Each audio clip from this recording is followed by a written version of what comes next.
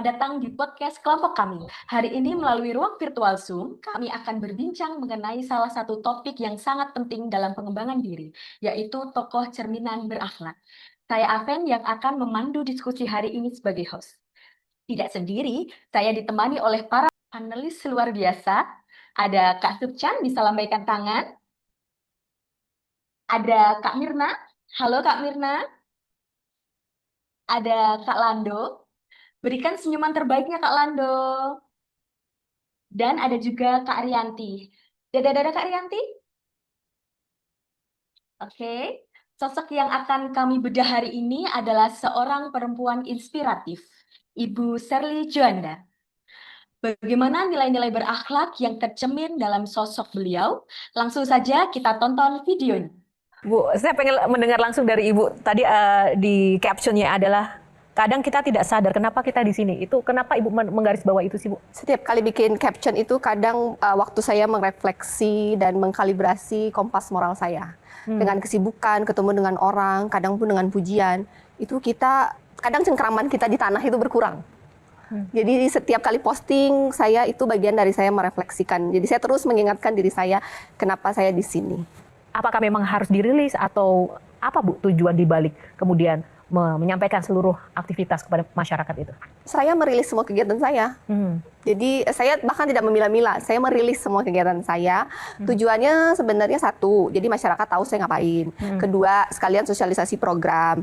Dan yang ketiga, untuk memastikan jika ada media-media yang nulis hoax tentang saya sudah transparan sejak awal. Sehingga masyarakat sudah mengenal saya. Bahwa kemudian ada yang berpikir itu pencitraan atau apa, itu di luar kontrol saya. Semua orang bebas berpikir apa saja. Tapi motivasi saya adalah memastikan masyarakat tahu gubernur yang mereka pilih kerjanya ngapain setiap hari. Nah, yang menarik adalah ada potongan nggak tahu podcast atau interview Ibu Sherly yang menyatakan tiap kali Ibu Sherly ke Jakarta, Ibu akan selalu dari satu lembaga ke lembaga, kementerian nanya ada program apa yang bisa dibawa ke Maluku, Utara tepatnya. Sedangkan itu adalah gaya pejabat yang lain pasti beda gitu loh. Datang ke Jakarta ya nongkrongnya di Senayan dan nego-nego segala macam gitu.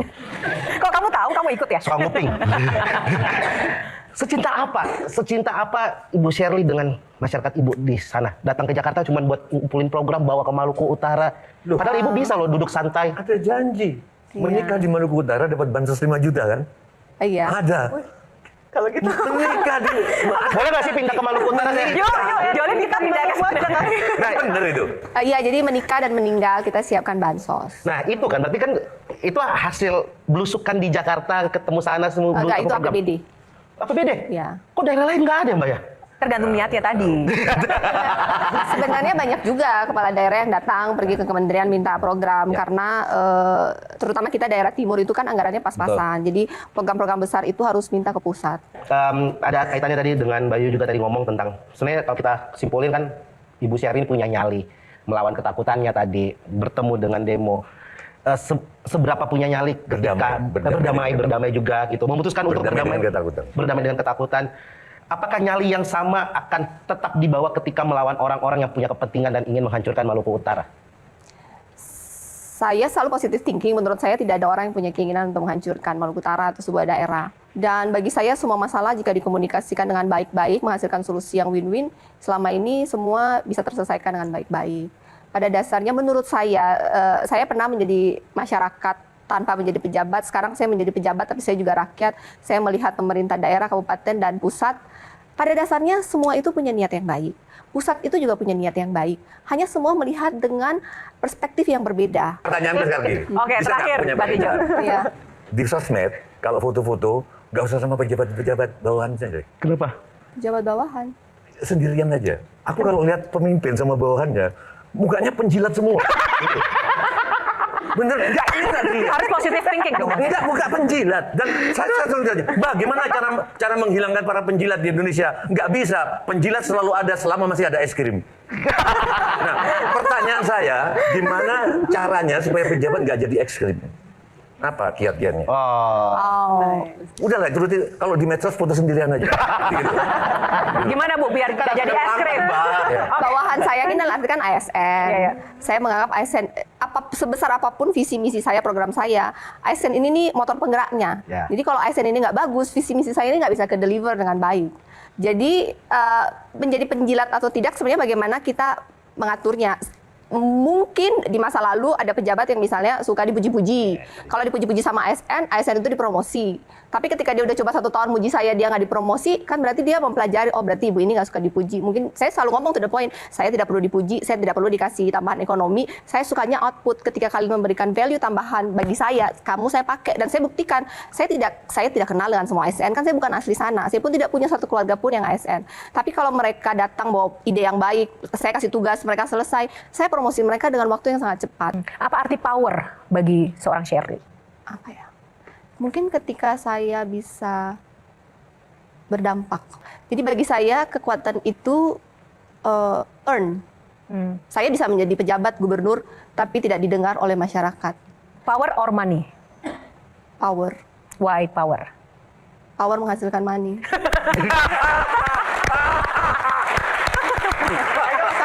Oke, Jolin, jika ada satu hal yang ingin Ibu tinggalkan sebagai warisan selama kepemimpinan Ibu di Maluku Utara, apa itu, Bu? Saya berharap dalam 5 tahun ini masyarakat Maluku Utara akan semakin percaya diri bahwa mereka mampu. Kalau kita dulu Maluku Utara itu, ya kita Indonesia Timur lah. Dalam pencapaian apapun kita tuh biasanya dari 10 terakhir dari 38 provinsi. Hari ini Maluku Utara di beberapa pencapaian mulai ada lah di 10 atas. Harapannya mereka menjadi lebih percaya diri bahwa mereka mampu, dan kedua mudah-mudahan saya bisa meninggalkan tata kelola birokrasi yang transparan dan adil sehingga siapapun pemimpin setelah saya ada pagar-pagar sehingga dia tidak bisa keluar dari pagar itu, dia harus melanjutkan program-program yang pro rakyat. Wow. Ibu Sherly, pemirsa Q&A Metro TV, tidak hanya masyarakat Maluku Utara yang pasti, ada banyak masyarakat yang sekarang mungkin juga mendambakan memiliki pemimpin seperti Ibu. Nah, boleh Bu closing statement untuk pemirsa Q&A Metro TV malam ini, khususnya bagi anak-anak generasi muda. Buat generasi muda, don't settle for less.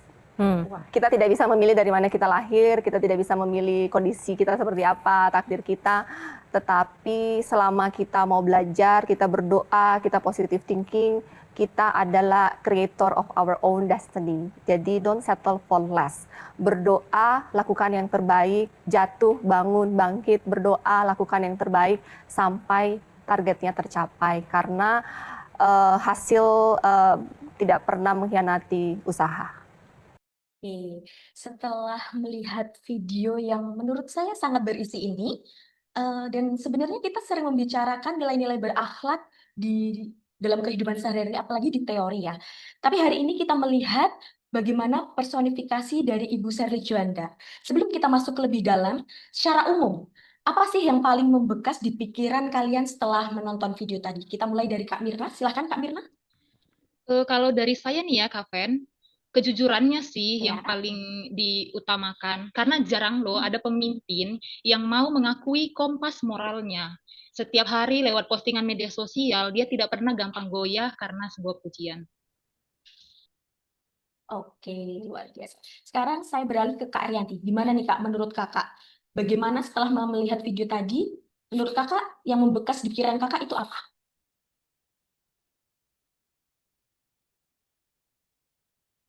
Tolong mic-nya dibuka dulu Kak Ariyanti. Maaf.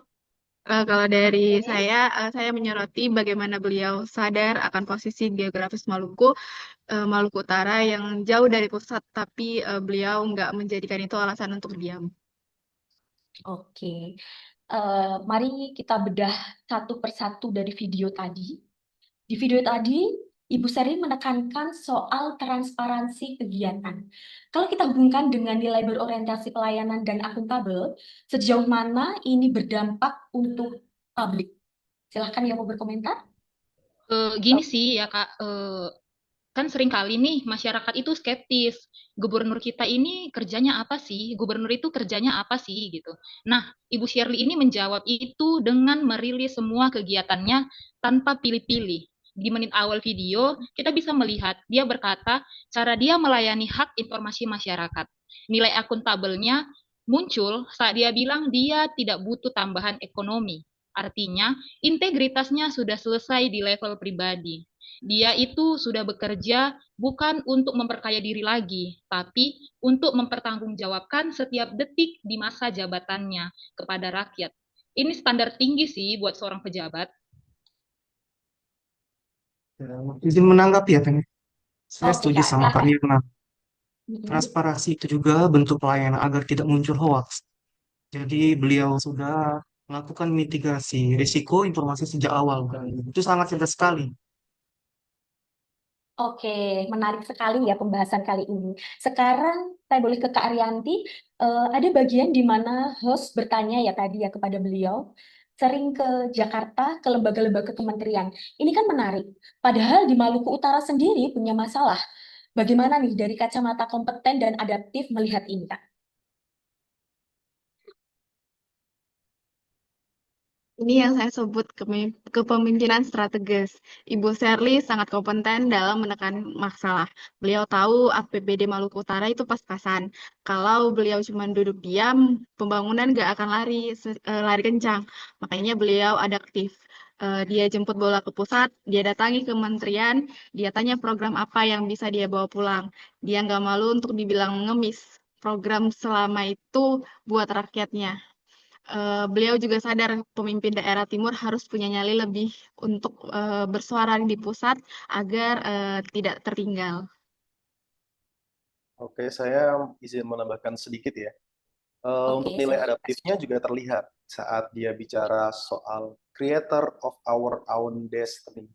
Dia nggak mau rakyatnya cuma punya mentalitas korban atau merasa tertinggal, tapi dia menunjuk kompetensi masyarakatnya untuk percaya diri bahwa Maluku Utara itu mampu, seperti itu.